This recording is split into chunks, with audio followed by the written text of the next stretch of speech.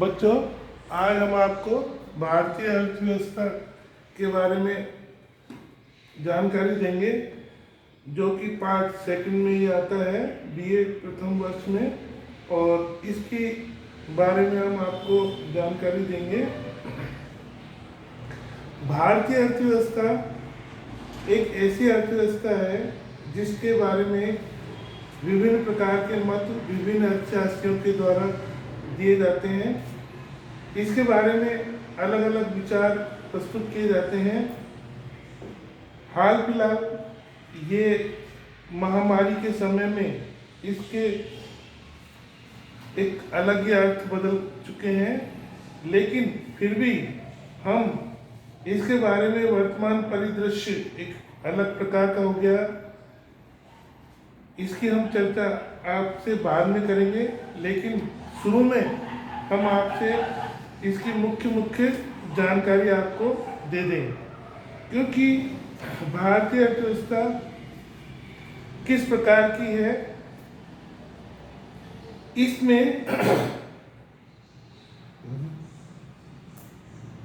पूर्व में विश्व के विभिन्न देशों को प्राय दो भागों में बांटा जाता था, डेवलप्ड इकोनॉमी और अंडर डेवलप्ड इकोनॉमी, यानी कि विकसित देश और विकासशील देश। विकसित देश वे देश कहलाते हैं जो कि विकास अपना लगभग पूर्ण कर चुके, और अविकासशील देश वो देश कहलाते हैं जो अभी विकास के लिए प्रयासरत हैं।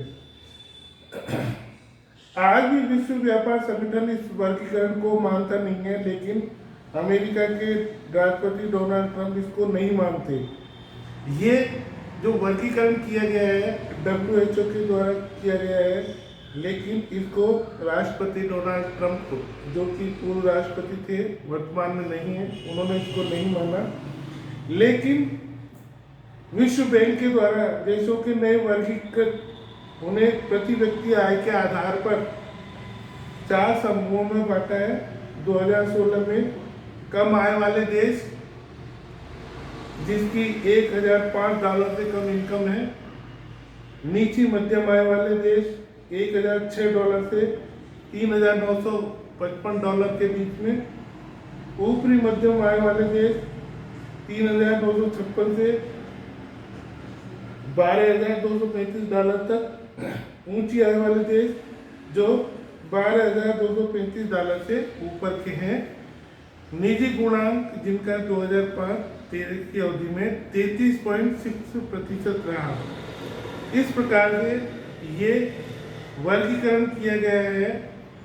इस प्रकार से जो वर्गीकरण करने के पीछे ये एक राज्य या एक देश के विकास को ये मानते हैं, और यहाँ पर हम एक भारत के बारे में एक किस प्रकार की अर्थव्यवस्था है, इसके बारे में हम ये जानकारी देंगे कि भारत एक पिछड़ी हुई या विकसित अर्थव्यवस्था के रूप में जाना जाता है।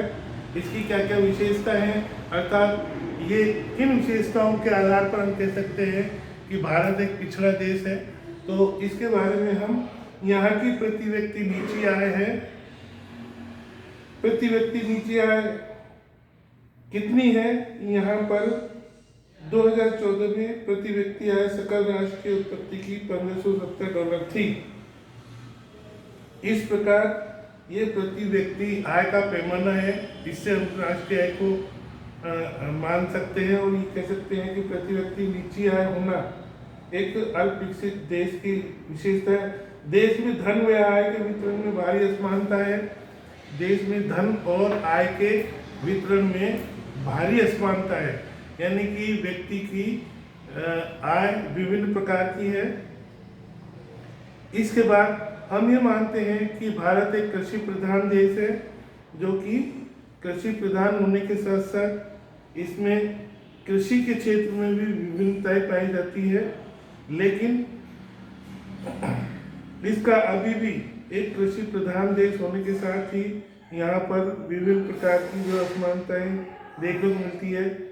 कृषिगत उत्पादन का निम्न स्तर है। जो कृषिगत उत्पादन है, जो कृषि का जो उत्पादन है, वो उसका स्तर भी काफी निम्न है।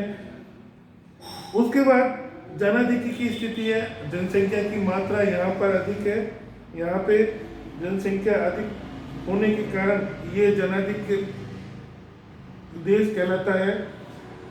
इसके बाद इसकी विशेषता ही आती है कि अत्यधिक दरिद्रता है। दरिद्रता की सिर्फ तात्पर्य जीवन यापन करने वाले गांव और शहर में इनकी मात्रा अधिक है। पूंजी का अभाव है, पूंजी का अल्पित क्षेत्र में जैसे कि मानते हैं कि पूंजी का भी अभाव पाया जाता है। इसके साथ साथ औद्योगिकरण का भी अभाव है। जब पूंजी का अभाव होता है तो निश्चित रूप से औद्योगिकरण का वातावरण नहीं बन पाता और औद्योगिकरण का भी अभाव होता है। यहाँ पे उपयुक्त सामाजिक वातावरण और विकास के अनुकूल मनोवृत्ति का अभाव होता है। उपयुक्त सामाजिक वातावरण और मनोवृत्ति यहाँ पर नहीं होती है।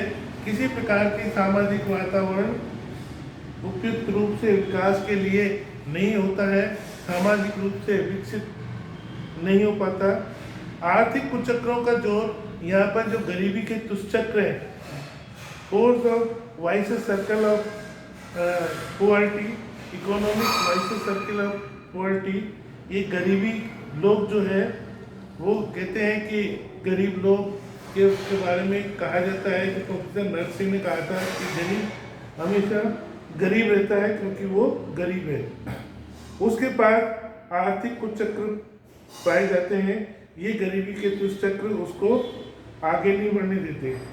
इसके बाद बाजार की अपूर्णताएं, बाजार पूर्ण नहीं होते क्योंकि बाजार पूर्ण नहीं होने का कारण है कि वहाँ पर बाजार उपयुक्त मात्राओं में नहीं पाए जाते और इम्परफेक्ट पाए जाते हैं। छोटे छोटे बाजार होते हैं, कोई बड़े बड़े बाजार होते हैं, कहीं जहाँ बड़े बाजार की आवश्यकता होती है वो छोटे बाजार होते हैं। तो बाजार विभिन्न प्रकार के तो होते हैं लेकिन विभिन्न प्रकार के बाजारों में किसी भी प्रकार की पूर्णता नहीं पाई जाती है।